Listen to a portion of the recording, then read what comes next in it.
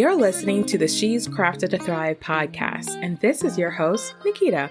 On this show, we're talking about what it's like to start, grow, and scale a business while living with chronic illness. You will hear from other creatives and CEOs as they share their stories and the lessons that led them to learn to lean more into what worked for them. You'll discover that success does not mean perfection, and fear, negative thoughts, and challenges are all a part of the journey, but there's always an abundance of wins. So stay tuned and you'll find the inspiration and tools you need to craft a life and business that thrives.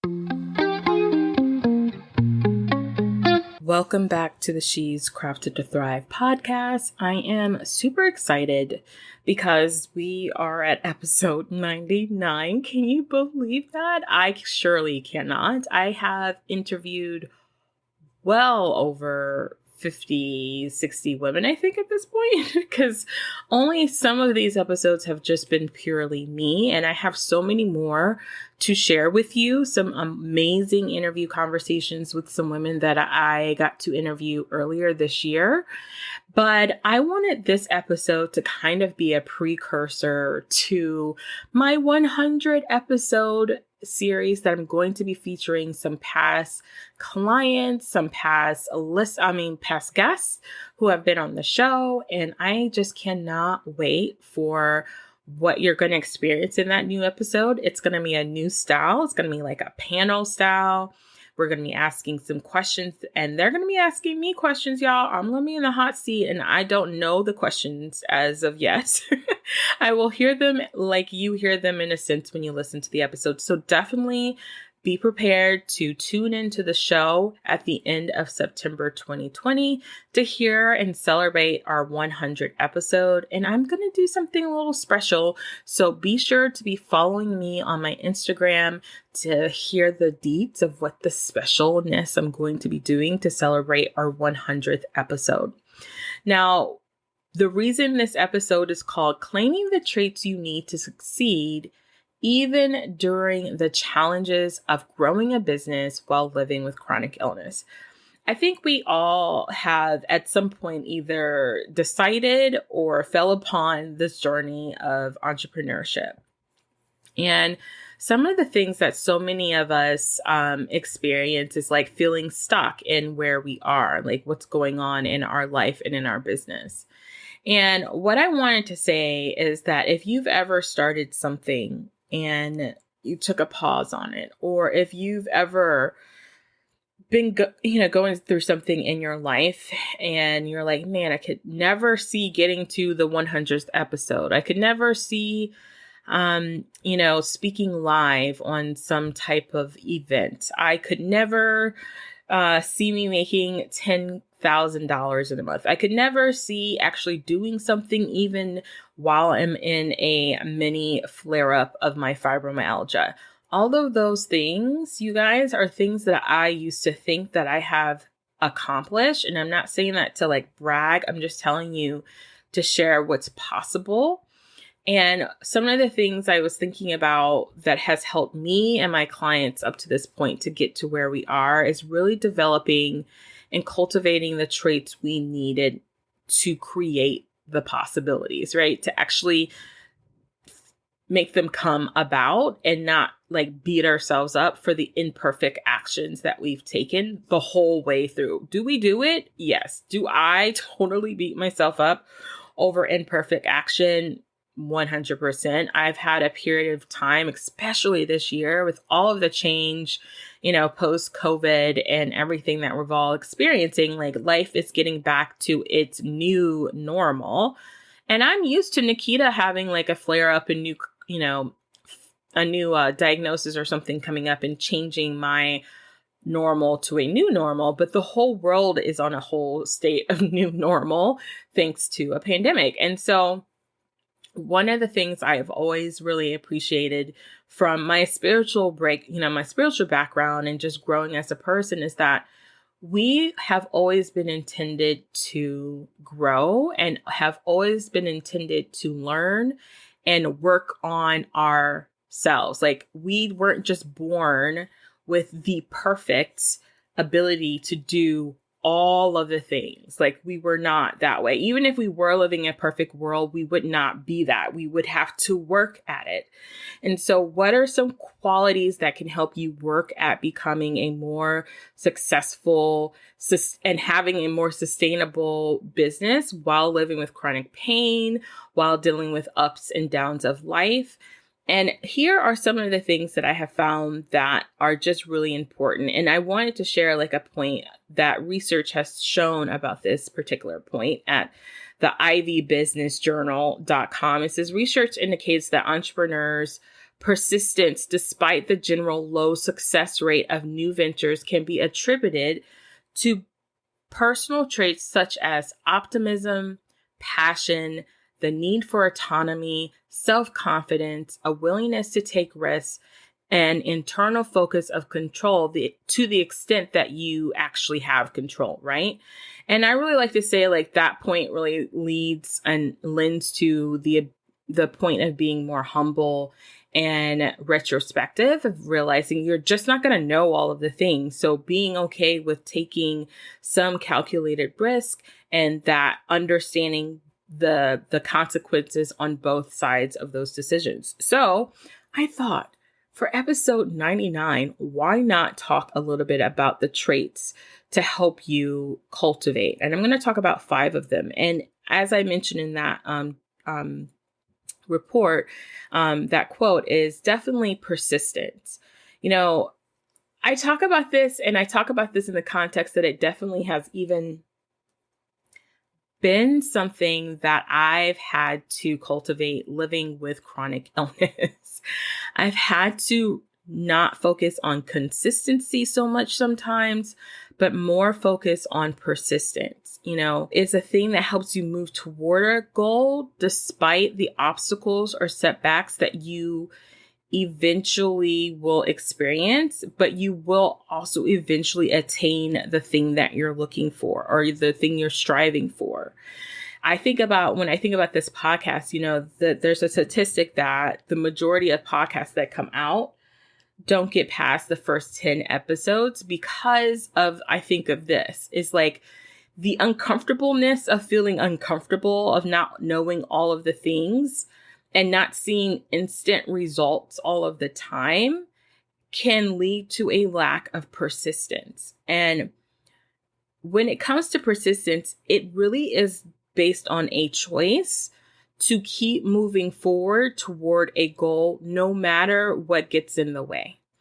And as a person who lives with chronic illness, and I have learned different tools and, you know, methods and holistic things that really support me so much better now. I'm like in I would say comparatively for the 14 years I've been married, this is probably one of the more healthy, you know, few years I've had in my life. And I'm so thankful for that. But that has been partly because of a decision to look for the possibilities, lots of prayer, lots of specific prayers, lots of doing the work from the inside out, and just realizing that it's going to take time, but it can like grow to feeling a lot easier. And it's the same thing in business, y'all. I feel like we don't realize that statistically, you know, for people to see like a profit in their business is anywhere between 3 to 5 years, right? Like straight up, that's the average. And even then, you know, I am part of a couple different like masterminds and different networking groups. And there are women in there that are like millionaires who have dry seasons where they have no clients or they have like trickle in amount of clients. And they are still working and still figuring it out as they go, even at those higher income levels. So it's not about the money, y'all. It's never been about the money. I know that's how we kind of like get focused on, but it is in the discipline of keeping going and making the choice to do that. And that's persistent. So that is definitely a trait that we can cultivate. Optimism is the next trait that I feel is one that I have definitely learned living with chronic illness. And I give the credit to my husband, who when we first got married, you guys have all heard the story, but when we first got married, like literally after our honeymoon, I was back, here in the States, and I was sick as a dog, going back and forth to the hospital.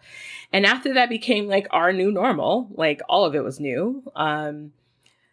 We, over the years, have come to this place of being able to laugh and look at the bright side of things and not like harp on all of the negative. And you have to make a choice. Again, these are all choices of traits that we need to cultivate to simply not focus on all of the negative things, but focus on the outcomes that are that are good, right?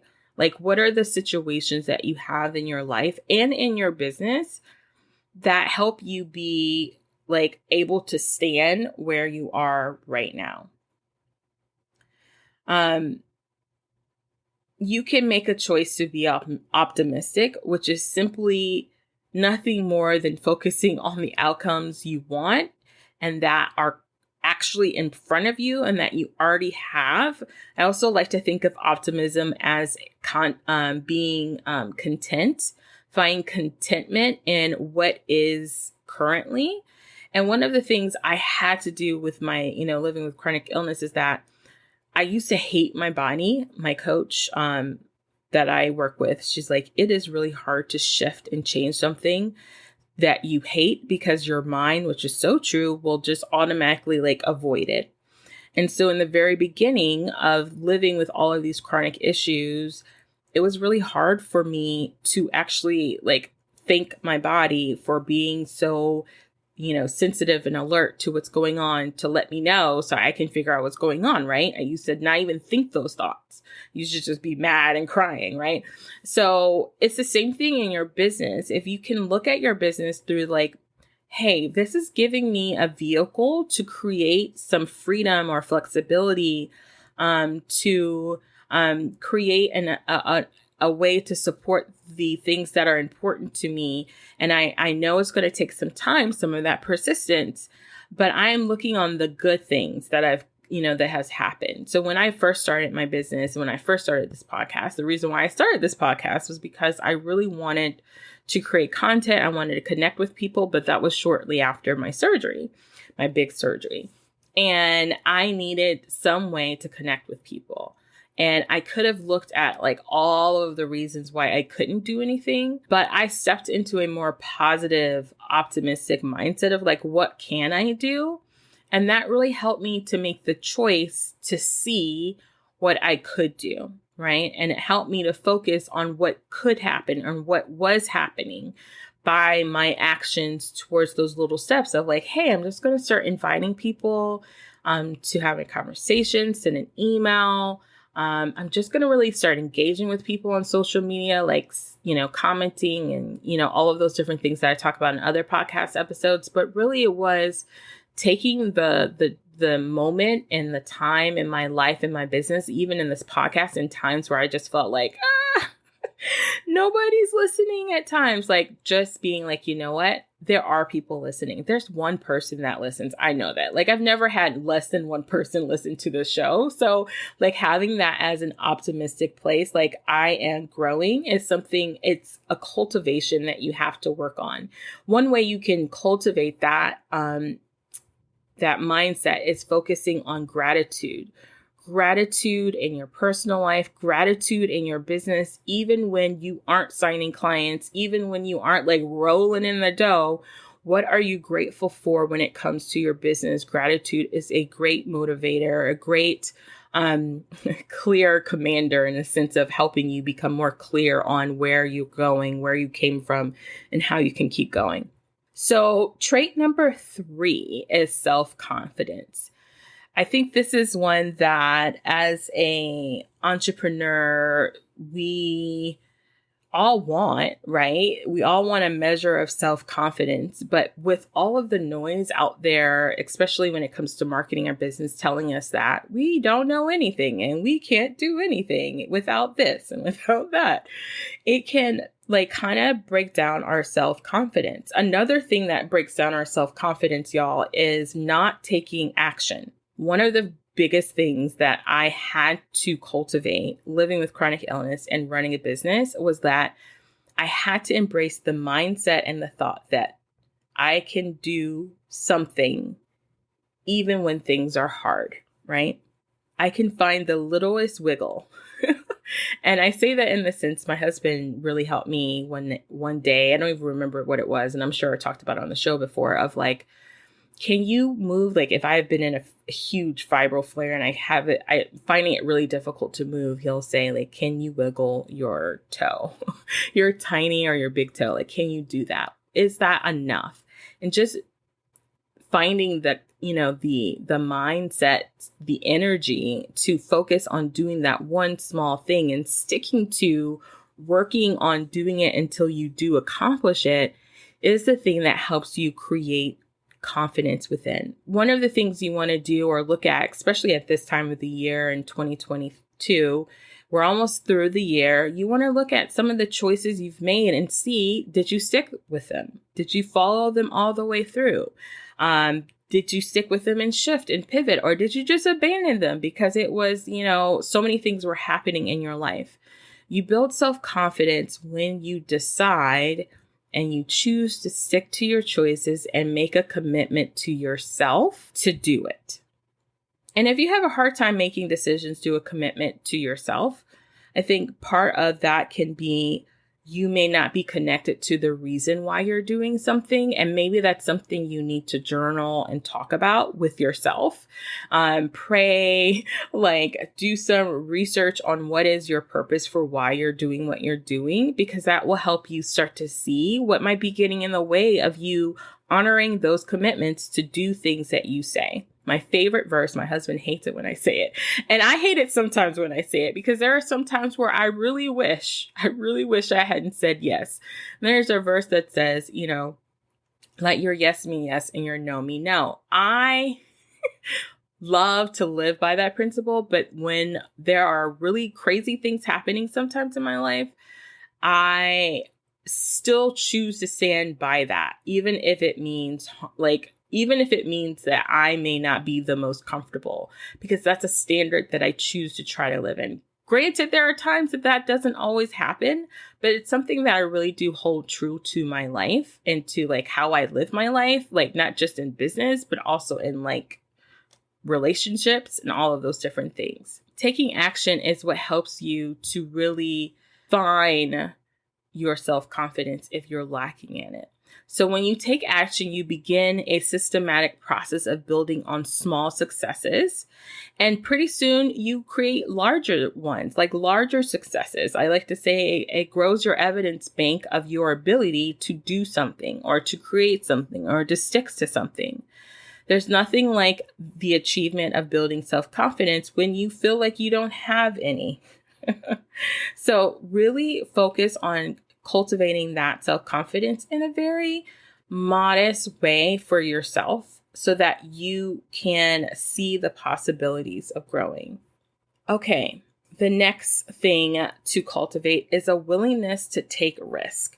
So there's something that I help my clients do within my coaching, something I call LEAR, which is a method in business specifically on how to make calculated risk based on return, the ease, leveraging what you currently have, what you don't have, and taking a view from a strategic way so that we're not just talking about making whim decisions.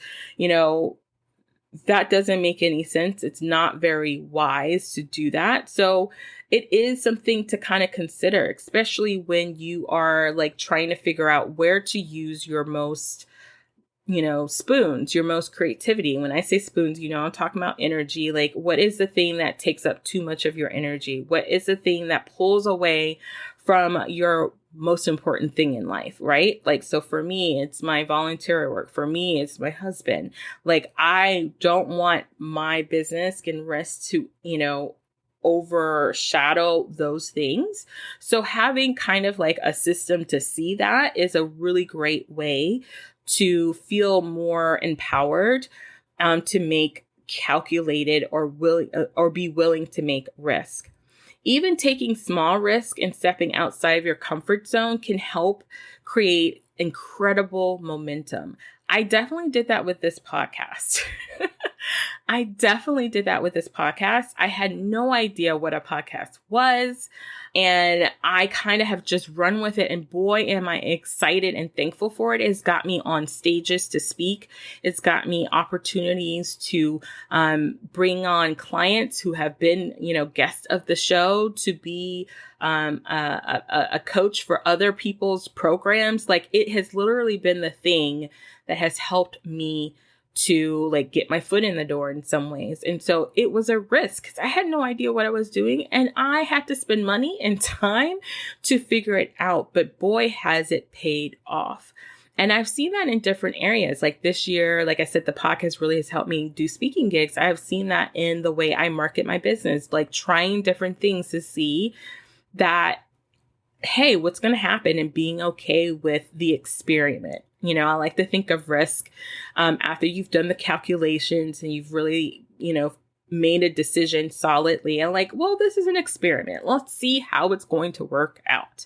And that is something that is at the essence of being an entrepreneur, right? And living with chronic illness. You have to be willing to try things. If I wasn't willing to try essential oils when my health coach came into my world, I probably wouldn't be talking to you right now. I would be really depressed, really still dealing with pain, wouldn't have so many tools at my disposal at this point to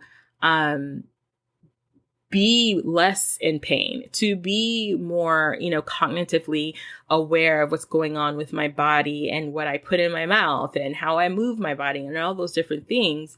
If I hadn't taken a little risk on what I always joke is some oil in a bottle, I could have been like, girl, that's crazy. I don't know how that's going to work. But I'm so glad.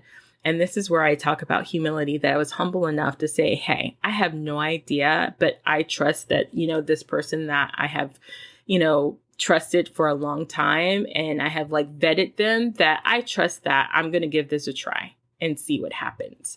So the question for you is are you doing that for yourself personally? And are you doing that in your business?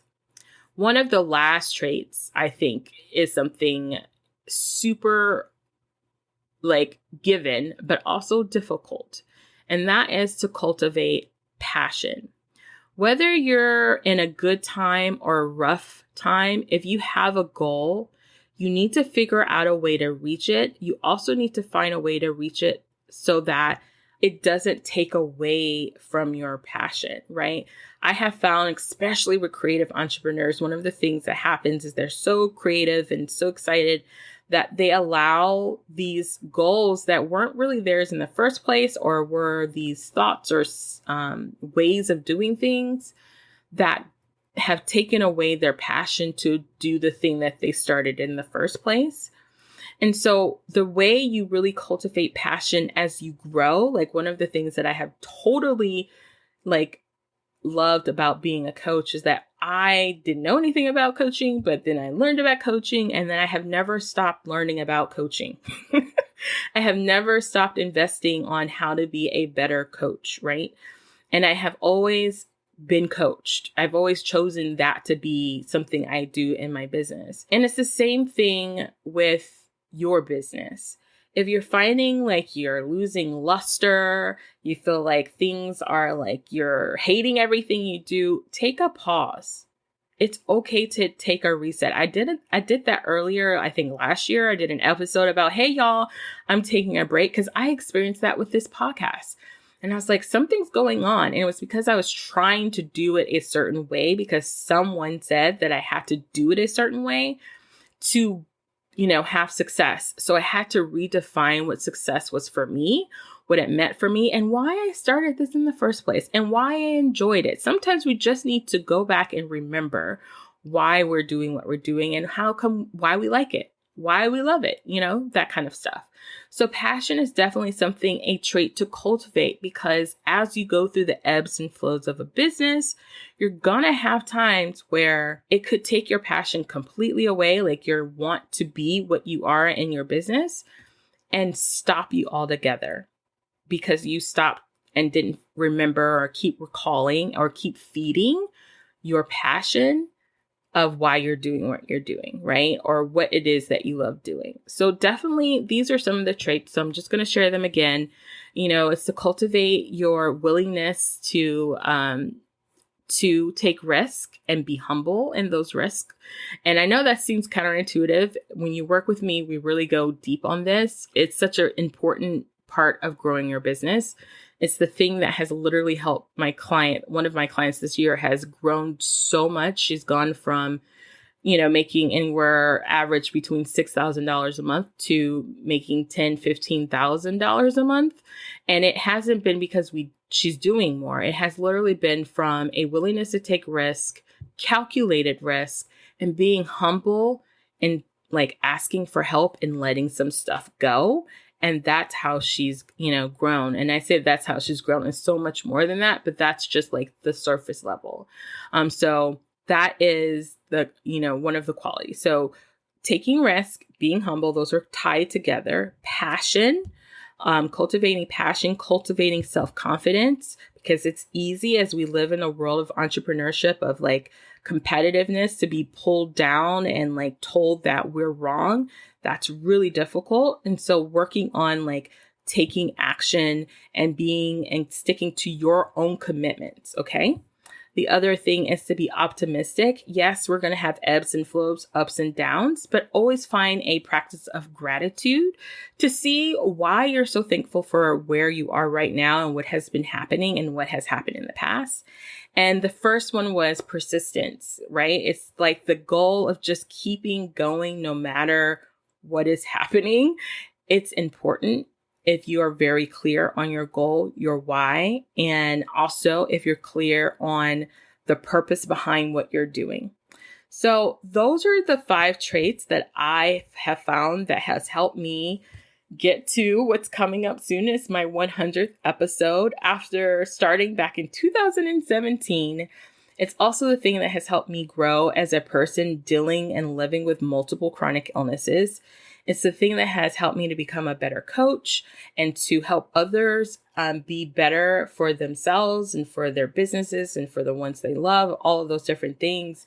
It's really humbling to know that just learning how to get your mind right and talk to yourself and do mindset work can have such a huge effect on like a huge amount of people, like a ripple effect.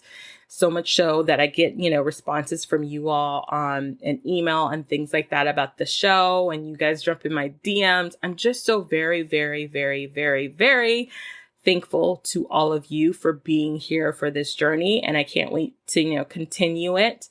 And I can't wait for you to listen to our 100th episode. So stay tuned. And as always, remember that you are crafted to thrive.